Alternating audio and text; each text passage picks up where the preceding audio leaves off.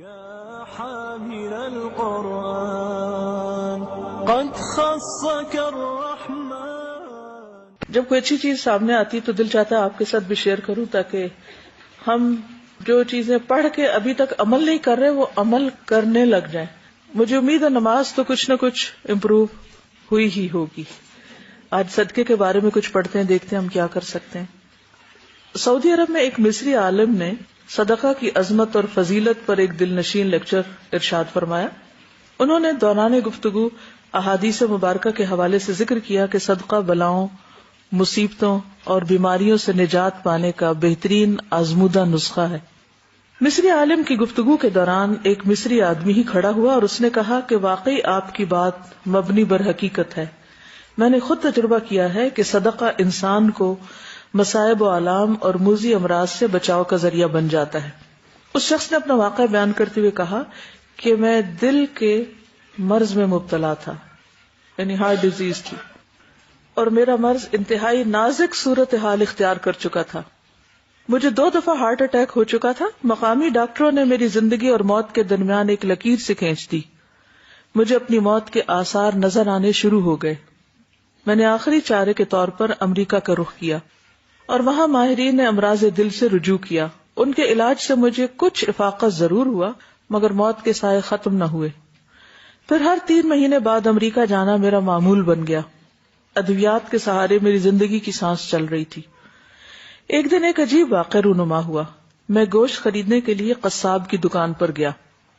وہاں ایک پردہ نشین خاتون کھڑی تھی. قصاب جب گوشت بناتے ہوئے فالتو چربی، چچڑے وغیرہ نیچے پھینکتا تو اگر اس کے ساتھ معمولی سا گوشت چپکا رہ جاتا تو وہ عورت لپک کر اسے اٹھا کر اپنے بیگ میں ڈال لیتی. میں کافی دیر تک یہ منظر دیکھتا رہا. بالآخر میں نے اس عورت سے پوچھ ہی لیا کہ بہن یہ کیا ماجرا ہے، یعنی تم یہ چن رہی ہو؟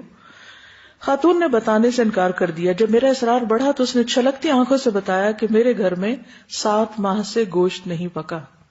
حالات نے اس موڑ پہ لا کھڑا کیا ہے کہ زندگی کی گاڑی بمشکل حرکت میں ہے.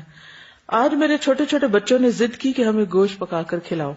میں گوشت خریدنے کی طاقت نہیں رکھتی، اس لیے قصاب کی دکان سے فالتو چربی وغیرہ سے لگے ہوئے گوشت کے ٹکڑے جمع کر رہی ہوں کہ انہی کا شوربہ بنا کر اپنے بچوں کی خواہش پوری کر دوں. اس درد بھری کہانی سن کر میرے رونگٹے کھڑے ہو گئے. میری آنکھوں سے آنسو چھلک پڑے. میں نے قصاب سے کہا، بہن جب چاہے جتنا چاہے گوشت خرید لے، آئندہ اس کی قیمت میں ادا کیا کروں گا. اور خاتون سے کہا کہ ایک بھائی کی طرف سے یہ ہدیہ قبول کیجیے. اس کے بعد میں اپنے گھر آ گیا. میرے دل کو اتنی خوشی، راحت اور مسرت ملی کہ اس کے اثرات میرے چہرے پر بلکہ پورے بدن پر عیاں تھے. مجھے خوش دیکھ کر میرے بچوں نے بڑی محبت سے پوچھا، ابا جان آج کیا ماجرا ہے؟ آپ کے چہرے پہ تو ہمیشہ فکر سایہ کیا رکھتا ہے، لیکن آج آپ بہت خوش نظر آ رہے ہیں. مناسب اور مختصر سے الفاظ میں انہیں اپنے ساتھ پیش آنے والے واقعے سے میں نے آگاہ کیا اور اللہ کے حضور سرب سجود ہو گیا کہ اللہ نے مجھے ایک حقیقی خدمت کا موقع دیا. اس کے نتیجے میں مجھے اطمینان قلب کی دولت سے مالا مال کر دیا. کچھ عرصے بعد میں حسب معمول امریکہ گیا تو میرے معالج میری ٹیسٹ رپورٹس دیکھ کر حیران رہ گئے کہ یہاں مرض دل کے ہاتھوں موت کے منہ تک پہنچنے والا شخص بالکل نارمل ہو چکا تھا، جیسے اسے کبھی یہ مرض ہوا ہی نہیں.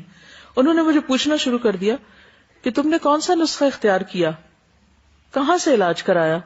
میں نے انہیں بتایا کہ کسی عام ڈاکٹر اور معالج کا نسخہ نہیں، بلکہ رسول اکرم صلی اللہ علیہ وسلم کا بتایا ہوا نسخہ ہے کہ صدقہ بلاؤں کو ٹال دیتا ہے. یہ کہتی ہیں کہ ان کی بہن کی کولیگ ہیں، ان کی سسٹر کا یہ واقعہ ہے کہ ان کو ایک ایسی بیماری لاحق ہوئی کہ جس میں ریڈ سیلز نہیں بن رہے تھے. تو ڈاکٹروں نے کہا اس کا کوئی علاج نہیں ہے. تو انہوں نے سوچا کہ مزید علاج کے لیے چوڑیاں وغیرہ بیچی جائیں. تو انہوں نے کہا کہ علاج کی بجائے اگر اس پیسے کو ہم صدقہ کر دیتے ہیں تو الحمدللہ کچھ عرصے کے بعد رپورٹس بہتر آنا شروع ہو گئی. کسی کی ہیلپ کرتے ہیں تو باڈی میں سے ایسے ہارمونز ریلیز ہوتے ہیں جو کہ انسان کو خوشی دیتے ہیں. یہ سائنٹیفکلی پرووڈ ہے. اور جب انسان کے اندر خوشی ہوتی ہے تو وہ چیز اس کے باڈی کے بیلنس کو اور بیماری کو بھگانے میں بہت زیادہ کردار ادا کرتی ہے. اپنے آپ سے پوچھے میں نے کب لاسٹ ٹائم صدقہ کیا ہے. ہم سب اپنا اپنا محاسبہ کریں، کیونکہ یہ ہمارا اور اللہ کا معاملہ ہوتا ہے نا. کسی کو بتا کے تو نہیں کرنا. جی. تو میں گاڑی میں بیٹھنے لگی تو ایک دم سے میری بیٹی کہتی ہے ماما وہ دیکھیں بابا جی آ رہے ہیں, مجھے صدقے کے پیسے دینا. تو میں نے اسے پیسے دیے اور اسے صدقہ کیا. اور ٹیکسلا کے قریب ایک جگہ آتی ہے جہاں دو پہاڑیاں آپس میں ملتی ہیں نا, مارگلا. تو وہاں پہ ایک ٹرک آ رہا تھا, اس نے مطلب ہماری گاڑی کو اتنا زیادہ وہ کیا کہ مطلب ہمیں یہی تھا کہ اب نہیں ہم بچیں گے. اور 3 دفعہ اس طرح سے ہوا. اور جب میں وہاں پہ درس کے لیے بیٹھی چیئر پہ تو میرے منہ سے لفظ ہی نہیں نکل رہے تھے کہ میں ڈر گئی تھی اندر سے کہ میں نے موت کو اتنے قریب سے دیکھا. اور یہ الحمدللہ میری بیٹی ابھی 3 سال کی ہے تو اس کو میں نے عادت ڈالی تھی. مطلب ہاں جی, اگر ہم کسی کو چیز سکھائیں تو وہ بچے بھی آپ کو بتا یاد دہانی کراتے. بالکل.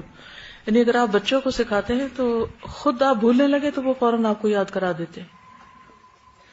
یعنی اگر کوئی بیمار ہوتا ہے تو گوشت کا اسپیشل لوگ صدقہ کرتے ہیں, اور کھانے کی کسی بھی چیز کا کیا جا سکتا ہے, اس میں کوئی اسپیسیفک نہیں کہ اس کی گردن ہو یا کوئی اور ہو یا بکرا ہی ہو. اگر کوئی مرغی دینے کی طاقت رکھتا ہے تو مرغی دے دے.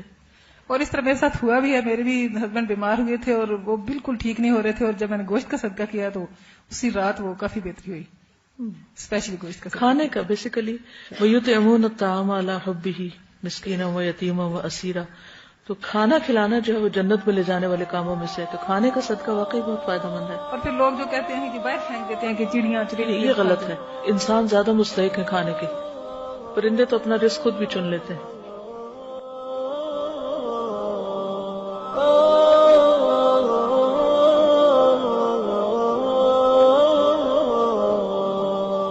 يا حامل القرآن